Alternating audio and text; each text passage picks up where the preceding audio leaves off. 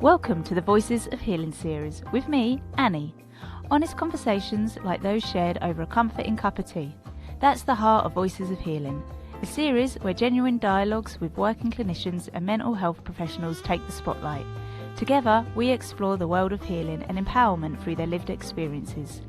With real stories and expert insights, our aim is to offer valuable perspectives and practical advice to allied health professionals, caregivers and anyone with an interest in mental health. I'm honoured to be recording from Jara country and wish to acknowledge and pay our respects to the Jar Jar Wurrung people, the traditional custodians and caretakers of this land. We thank them for their care of country and honour their elders. This week we are diving into Chris's inspiring journey. Chris is a mental health advocate, lived experience specialist and a firework of a person. Hi Chris, how are you today? Hey Annie, yeah, really good actually. How are you? I'm good. Do you have your cup of tea? I sure do. What are you drinking? We're almost matchy.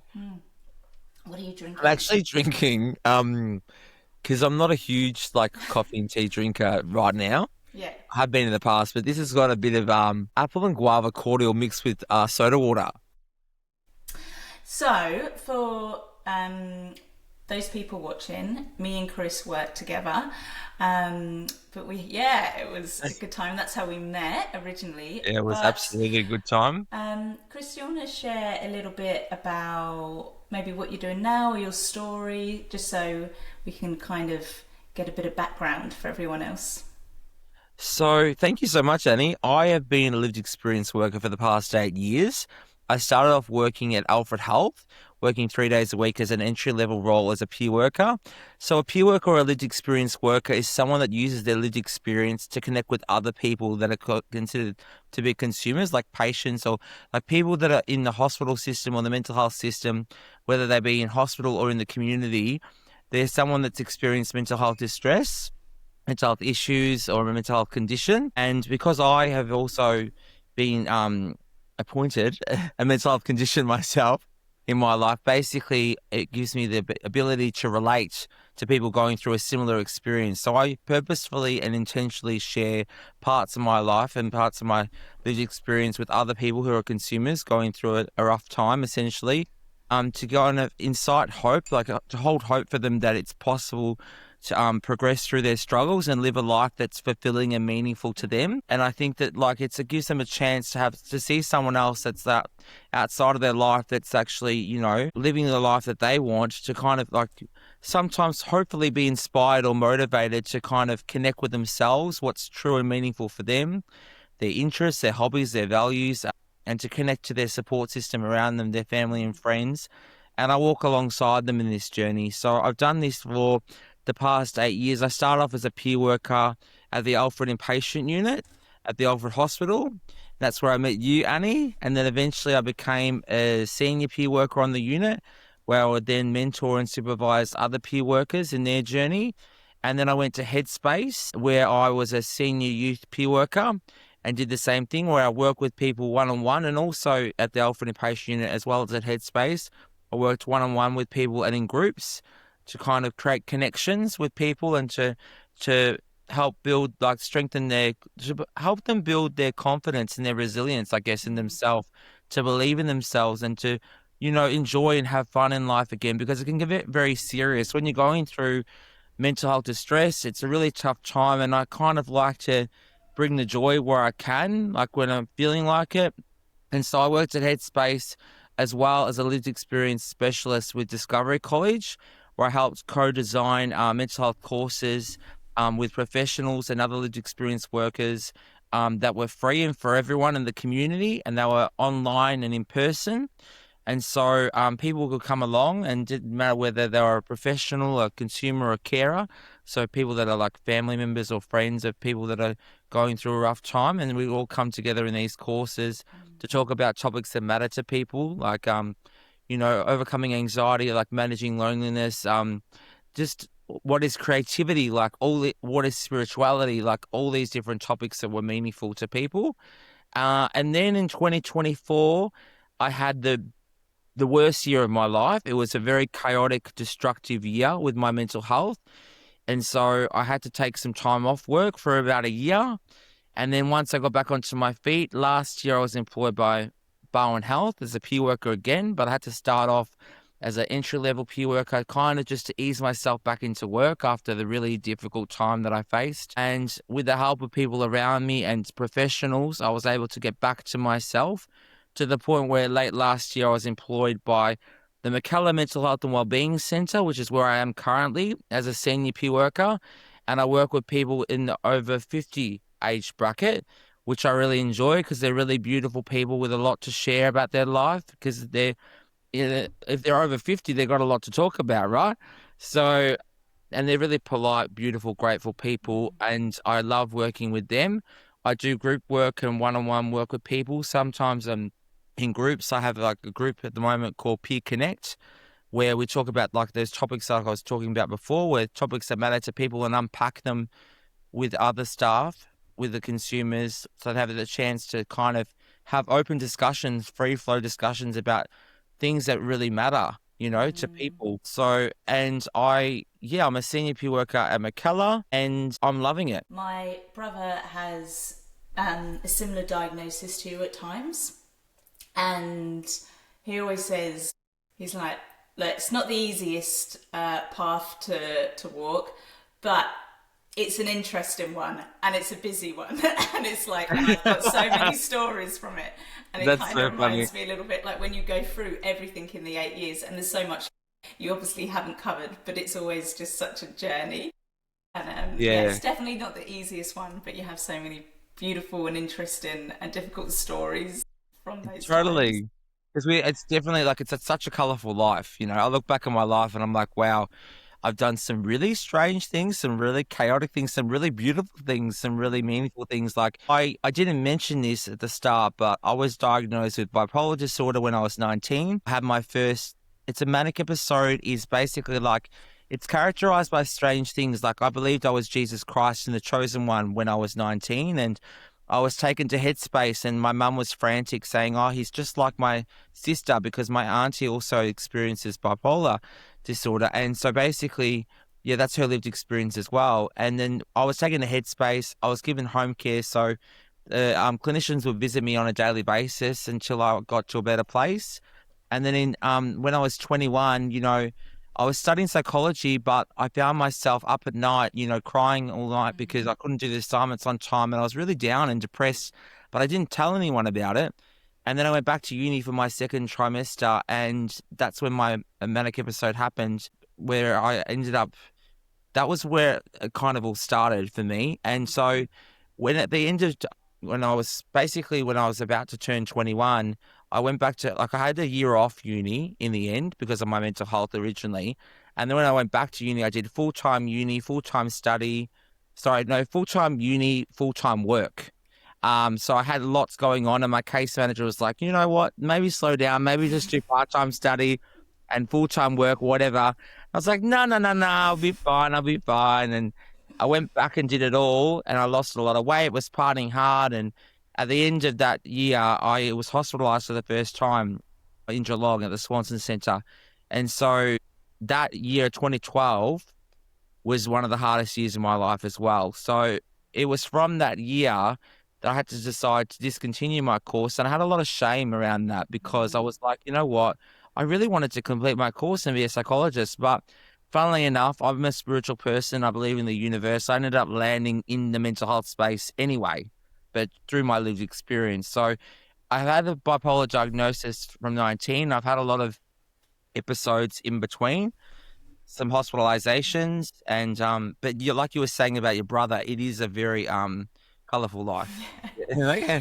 And one thing about your career and what you do is, as I always say to people, you can't learn that at university. And I think that just makes lived experience so crucial and important and essential because you live it. It's an embodied experience, and you can't teach people how it feels to be. You can, have active listening, and you can have empathy, and you can hear people, but truly to walk the walk, yeah, you're not going to be able to go to university and learn to be a peer worker.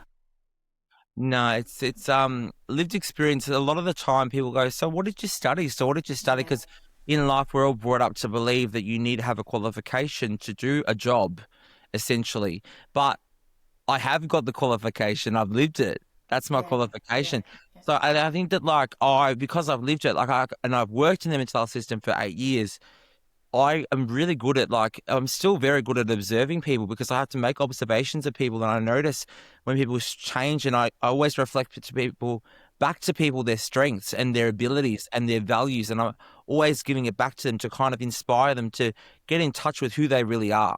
And that's a skill set that you do learn when you work in the mental health system. But as a lived experience worker, like I've had all sorts of experiences. I've already listed that I thought that I was Jesus Christ and the chosen one, but the list goes on. Like I've thought really strange things, had many delusions, said lots of things. I thought I was going to be a famous superstar. I thought I've always, I've had really big highs and also really big lows because when you go up so high, what goes up must come down. And sometimes, you know, I look back and I'm like, oh my gosh, I can't believe I've bounced back again.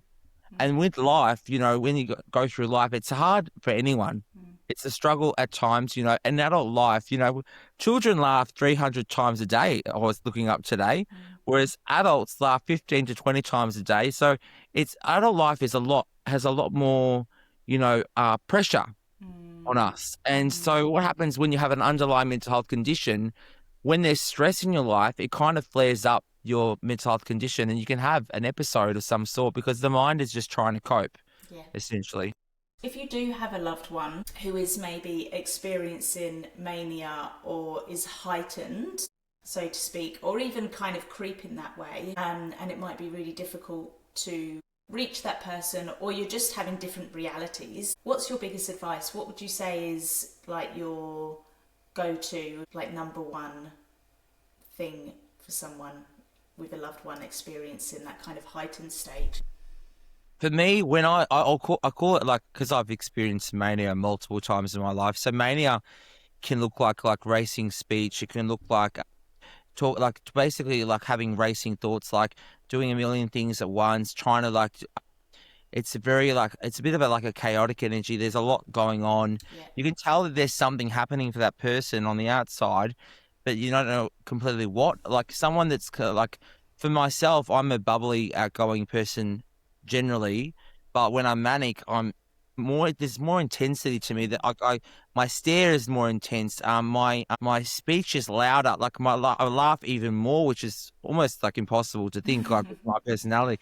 But I actually I think that from the outside, what happens is that I believe that in the earlier stages, there are ways to see signs.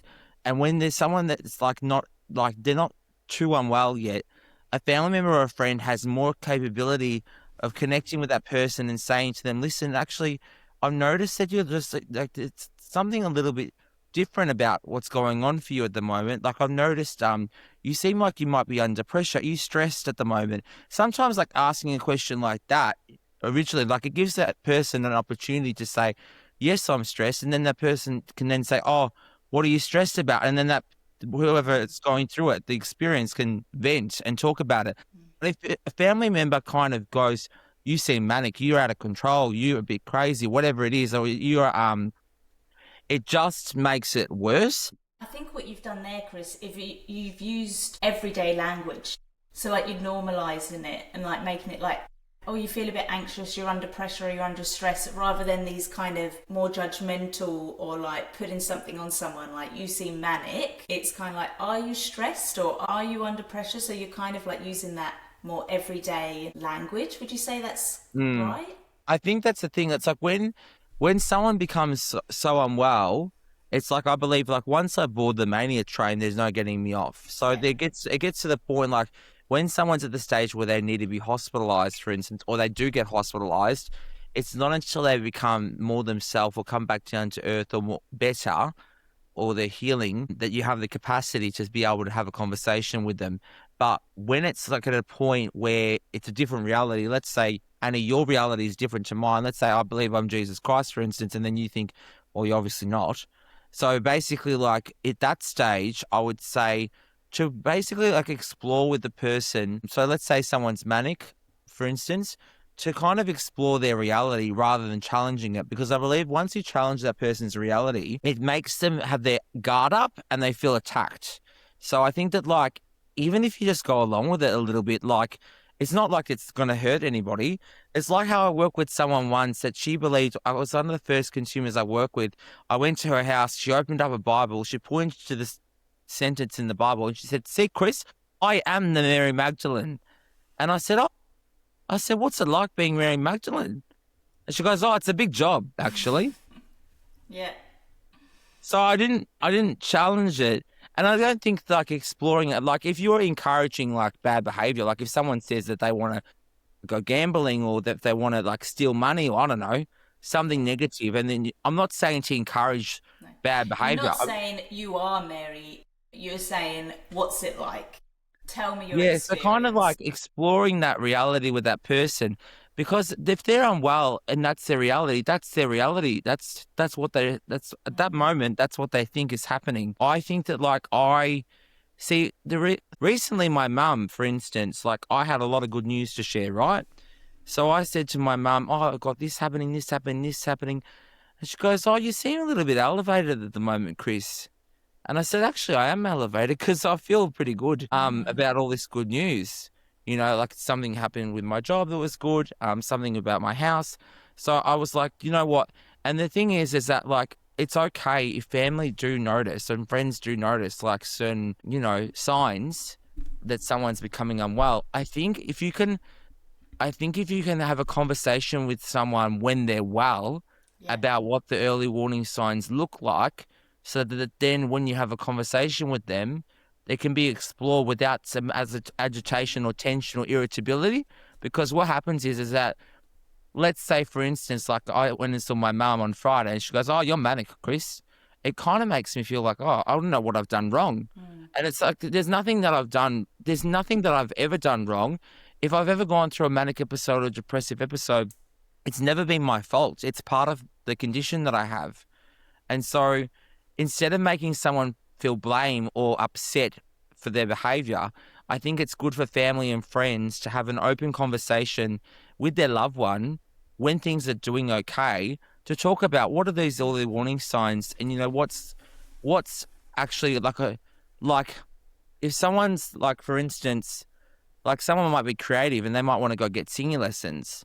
I don't think that's like an early warning sign. But if they went and said that they went around to all their friends and family saying they're going to be a famous megastar and they're going to be in the paper next week and stuff like that, it was like, oh, that's a bit out of character. Maybe we need to have a talk about this. But I think when you have a conversation, it should be so open enough in the earlier stages so that when it gets tougher, that they can feel comfortable knowing that they're being supported by their loved ones. And maybe for a lot of people who haven't had that journey, it can be quite scary to have a loved one suddenly start saying things, especially if you might have children in the house or you're alone with that person in the house, because we also see a lot of misrepresentation also on the TV or media.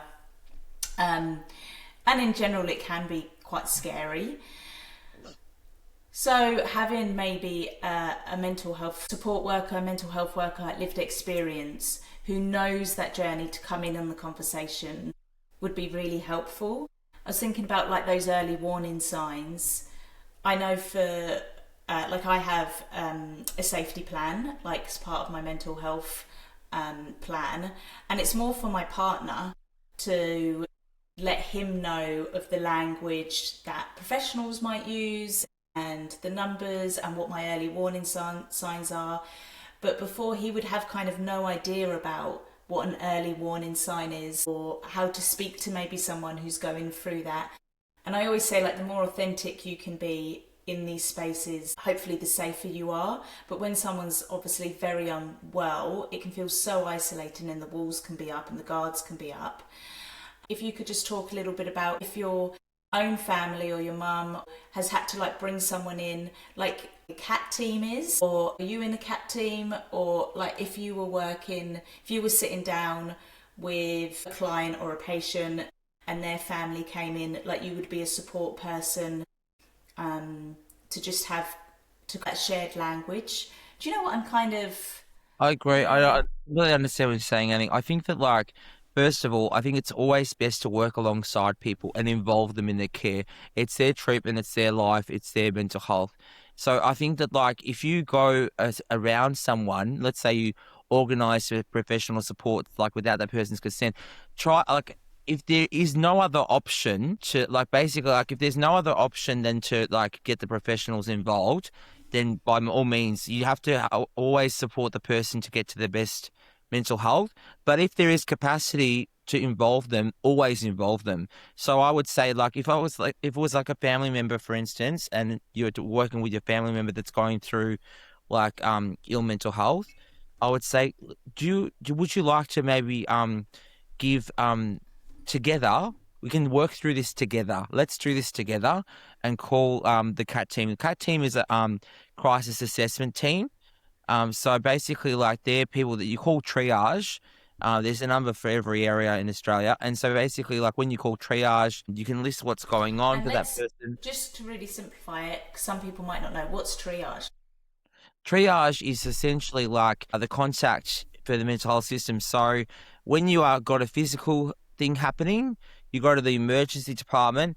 If you have a mental health challenge as well, you can still go to the emergency department, but you will go through triage, which is basically your link into the mental health system.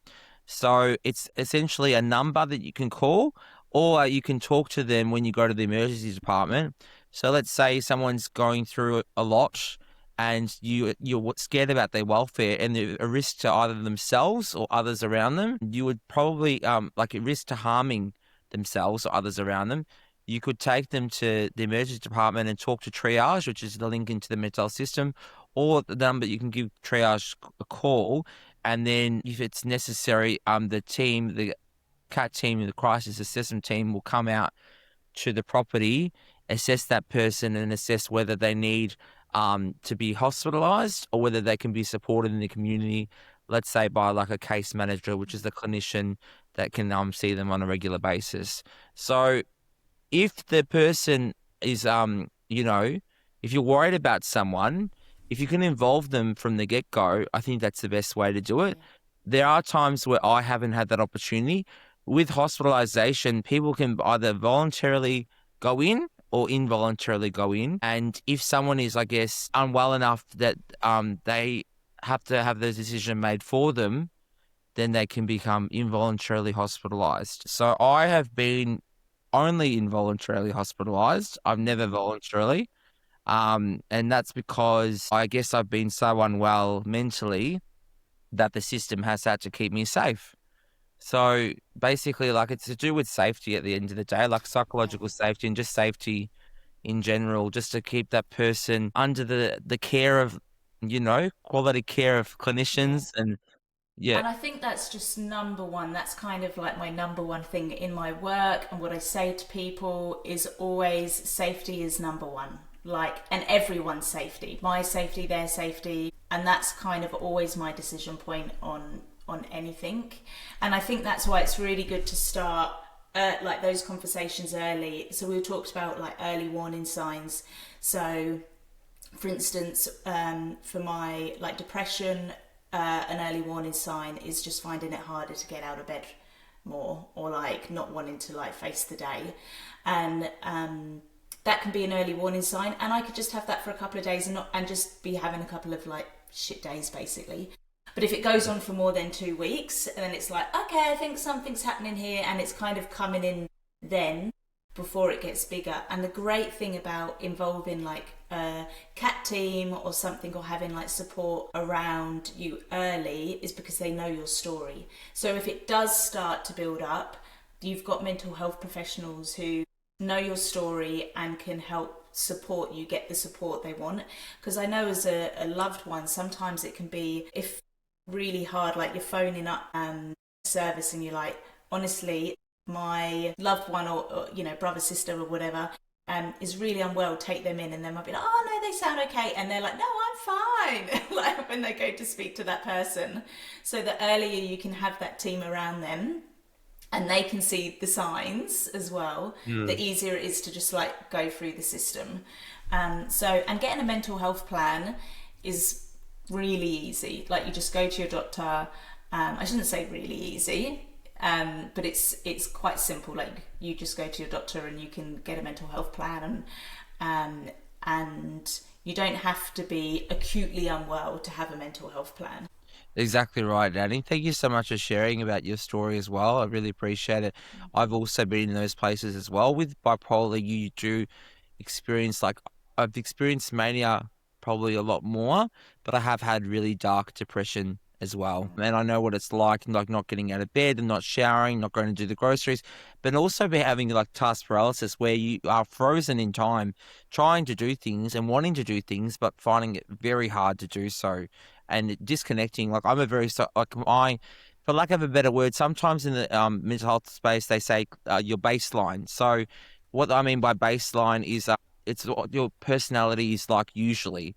So I guess my baseline is I'm naturally a social guy. I'm very social butterfly, talkative, quite loud and expressive, creative soul. But when I'm really isolative and not wanting to talk to people, that's depression for Chris.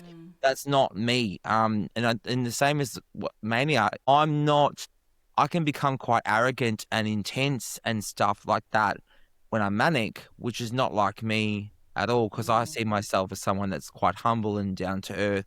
Whereas when I'm manic, I'm very like they call it grandiose, where you just believe that you're just the bee's knees. Yeah, it's just but like in Which a is really just big way. like it's just protection, isn't it? It's just like your whole ego's smashed, so you just like have this like nothing can hurt me, nothing can touch me, because you're actually like you're not falling to pieces, but essentially Well, that's it kind used of to be what's happened. called manic depression.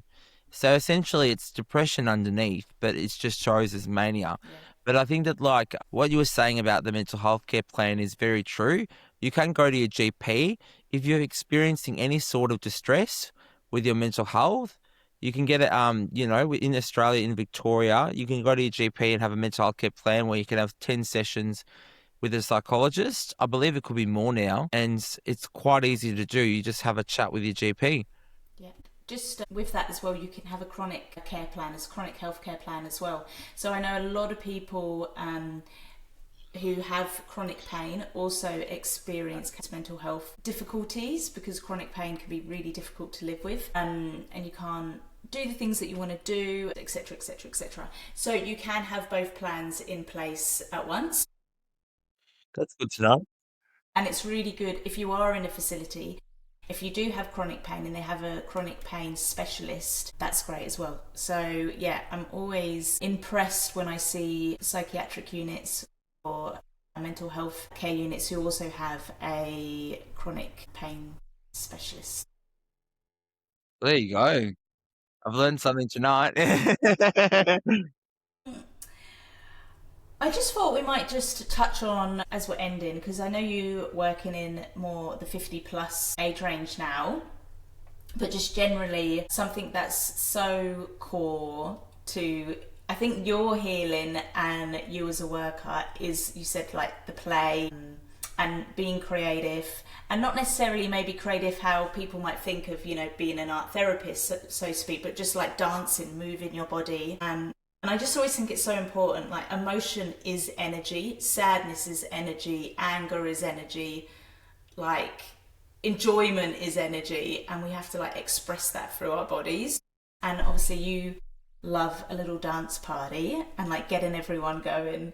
There's been some like times where I've been like, my life is so surreal when I'm like been joining one of your dance groups. It's like 10 a.m. on a Thursday. Everyone's like going for it. But it brings laughter and joy and Yeah, community. And it suddenly there's does. this group of people. And when you laugh with someone, you're being vulnerable with someone in Mm. a safe way. And it shows like you're being authentic, which is all you can ask for. I think when you're in a normally a facility or going through a difficult time, you're so isolated, and any connection is just so humanizing and just Mm. is what humans are about, is connecting and feeling validated and being Mhm. heard. Yeah, tell people about your little your love for dance and just letting go and where that came from. I'll just preface the conversation with a fact that I found quite a few years ago, and it's a really simple fact that's good to remember, that music, laughter, and exercise are three things that are scientifically proven to instantly lift our mood.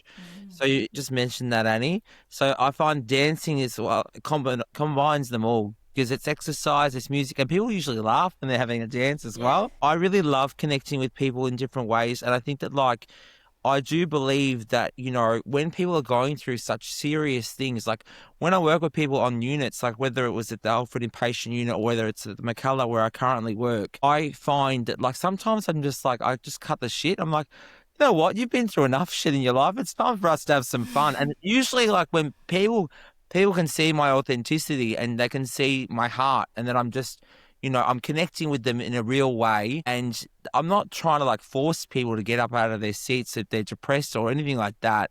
But I am offering something. At the moment we are like I do a karaoke group on the ward as well at the moment. And it's so funny because it's something so simple, but like some people start the group, they're like, "Oh, no, don't make me sing. I don't want to sing. I don't want to sing." And then all of a sudden they're all up singing and Yeah. having a ball, and it Don't creates make me sing. like that comedian, the Christian Week. Yeah, and it's like it creates this community, and we're all human beings, we're all people, and it just when you work in a hospital setting like I do, it strips away everything. It doesn't matter about the title, doctor, nurse, art therapist, whatever. Everyone is just they're all a group of people, and they have a laugh together. Whether it's dancing, having a barbecue together, whether it's doing karaoke. These are all different ways that you can kind of like get to know people. And you know what? Everyone has danced in their life at some point. Like whether they might have done like ballroom dancing in high school when they were younger, or they might have done dancing at the bar or the nightclub. It's a normal human thing. So I think that like I always believe like in mental health, two things come up a lot for me in the last 8 years that I've worked. One is creativity, and what that looks like, I guess, is like art or music or, writing, anything like that. And then spirituality, I find comes up a lot too. Creativity and spirituality, good, like they come up all the time. They're very important for people, and it's good ways for people to not only have an outlet, but also to have a support system. Some people believe in a faith, like whether it's God or the universe or something like that. And creativity is a connection, with themselves and others. And And I yeah, think I was just going to say, I think because I always my kind of a bit of a rule of thumb: the deeper you go, the harder it is to get up. And sometimes people don't want to go deep because they are in a very vulnerable place. So you do have to keep it light. And with creativity, you can kind of go really deep with it, or you can just keep it up here. Like I know that I have seen you sometimes when you'd go down maybe to do a dance group, and maybe like there'd be one person and they're not feeling it, so you'll just put on songs, you'll just share songs. And I know like a lot of music therapists might be listening to this and can kind of really connect with just the beauty of just sharing songs to one another. And again, that's just a shared witnessing, a shared experience, and you learn a little bit about someone, and that isn't the standard kind of formality. And I can imagine with the kind of like in the more the setting you're in now, with working with people who are 50 plus, they're like, just someone would say a song and it would bring back a memory or something. it's a beautiful thing. It's like, Annie, it's a real reminiscing session all the time with music. We have a group on the wall. We do music bingo with everyone. We play bingo, but with like music songs. Yeah. So like when we play a song out loud and it matches their counter, like their card with the title, they put the counter on the card, and then if they get three in a row, it's bingo. That game just brings everyone out of their shell, and the karaoke does too. And you know what? We all grow up with music as a universal language. It's very and art. Everyone loves art as well. I find that they're really, like you said, you can be quite deep, you can be quite, light, and it's good because like it shows a person for who they really are. Because sometimes like you see people that are really super quiet and then they're listening to the music. And, I had a lady last week get up and dance to some songs, and she was so down before. Yeah. And it was so cool because there was this one lady that came into the ward and she was so super down, so tearful, and gave her lots of, support and hugs and stuff like that. And then when she was about to be discharged, she was singing that song like, I've been around the world, nah, yeah, yeah. And just pointing to everyone. And she was I think just having support of others is life changing for people. Some people come in really isolated with their mental health and lonely. I think loneliness is really common, but when we create connection, whether it be through, art, music, whatever, Yeah. it can And I be a think it's as well game like we changer. often think of course, mental health is very different to physical health, but also there's so many similarities, and for some reason we've really separated the two. But like, my dad was in a really bad accident, and he was in like a coma for 5 weeks, and it was a long time ago now, but there wasn't much I could Well on. do. And when he was in kind of critical care, I just played him his favourite music, like in his ears, and it was such a beautiful connection and our favourite music together. And it's the same, kind of going back to those really simple things that you can do with a loved one, maybe, is, I think we've touched on one thing, is just getting the support for yourself, getting professional help, and just listening to them and trying to include them as much as they can. But let safety be your kind of rule of thumb. Like, if you're feeling unsafe or you think they're unsafe, get the support straight away. And then second of all, just having that shared connection, maybe as a therapist or as a loved one, is maybe just coming in and just getting a little headphone each and being like, oh, do you remember this song that we love? And you can Mm. just like listen to that song together. And I find sometimes a lot of people would be like, I don't know what to say to them. They would go into like maybe a mental health facility, or they're sitting next to this person who's having a different reality, and they're like, where do I start? And sometimes that person has spoken so much about their story or what they're kind of going through, that can also be exhausting. So kind of coming out of that and just be like, oh, should we just listen to some music that we love? And it can just be Yeah, that that's shared beautiful. experience again. So yeah, That's so I love beautiful. those takeaways. I love that so much, Annie. And I think as well, like getting as much professional support as you can is really important because you can't do it on your own, like whether it be the consumer or the care or anything like that. That's why there are professionals in the world. And when people come onto the ward, I always say to people, like, I'm just so glad you're here. Welcome. We're going to look after you. We care about you. We support you. We want the best for you. And I think it's just nice for people to hear that. And as well, like families as well, I think that they do now involve them as much as possible, like families and like friends and carers and stuff like that, like we do for sure at our work, and they do at all services. And there are times where, like, someone is really unwell and they might be really like against you. But that's where you can sometimes, like, if someone becomes well, like I've got this thing called an advanced care statement. I don't know if you've heard of that before. Mm, It's basically like if someone comes out of hospital and they get to a better place again, you can put in your advanced care statement, things that you want with your treatment moving forwards. So in my advanced care statement, I always want to involve my mum in my care because when I become unwell, I always push her away and push her out of my life. And to avoid that, I've got it in my advanced care statement that I always want her involved to the point where she's like a power of attorney. So like I think that like it's good to kind of have things in place like for the future if you do go things through the system multiple times. But I also believe that it's good to like there's times where probably people like they lose faith and hope because they don't see the same person in their loved one when they're unwell. But I think it's always important to have faith and just to kind of take it a day at a time and things can change and that people can always heal and come back to themselves again. yeah. Thank you, Chris. We could chat, but we're both talkers. We could chat and chat and chat and chat and chat. But we're going to have to wrap it up. But I just want to say thank you so much for joining us and having a cup of tea and a good old chin wag. And yeah, and if you are in a facility as a carer or a loved one, a lot of places now have carer support, peer support workers, or they can be called kind of different things. Sometimes it's a peer what is it, carer, lived I just experience worker, usually they're care peer workers. It's carer, peer easier. workers, Yeah. or you can have, for instance, a beautiful Chris.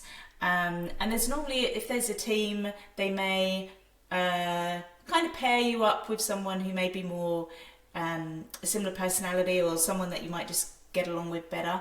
So yeah, if you are in a facility, do ask if there are some lived experience workers, and if you are in the community, there's also a wide range of places that you can go to. I think I might put a little link to a few of those services that you can get in touch with.